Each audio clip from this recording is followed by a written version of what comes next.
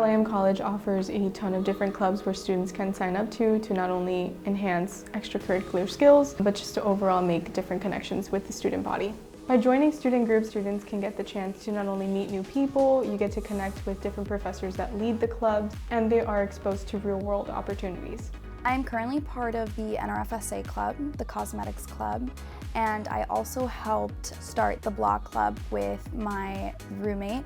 We created a platform where students could talk about their experiences at LIM and share their experiences also in their jobs and internships.